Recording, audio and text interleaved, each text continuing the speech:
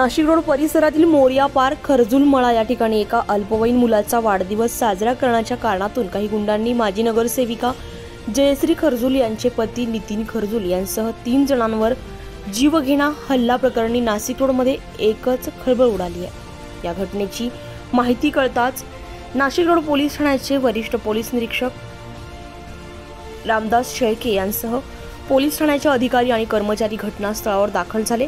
जखमींना उपचारासाठी नाशिक रोड येथील जयराम हॉस्पिटल या ठिकाणी दाखल करण्यात आलं असून अवघ्या काही मिनिटात जीवघेणा हल्ला करणाऱ्या संशयित आरोपींना नाशिक रोड पोलिसांनी ताब्यात घेतलंय।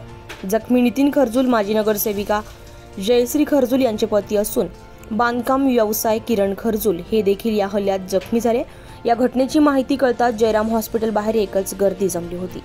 घडल्या प्रकाराबाबत माहिती घेतली असता वाढदिवस साजरा करत असताना परिसर स्वच्छंद मांडत असल्यामुळे नितीन खरजुल आणि त्यांच्या सहकाऱ्यांनी संबंधितांना समजावण्याचा प्रयत्न केला असता रवींद्र गाडे आणि त्यांचा भाऊ संदीप बडवे यांच्यावर 5 ते 6 अज्ञात संशयितांनी यांच्यावर हल्ला चढवला। यामध्ये खरजुल हे गंभीर जखमी झाले असून त्यांच्यावर नाशिक रोड जयराम हॉस्पिटल येथे उपचार सुरू आहेत। येथील वैद्यकीय अधिकाऱ्यांना विचारपूस केली असता 2 जणांची प्रकृती गंभीर असल्याची सांगण्यात येते।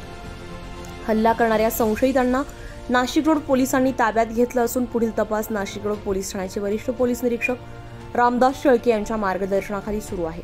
राजक्रांती न्यूज साठी संपादक संचालक श्री विशाल गुंजाळ, नाशिक।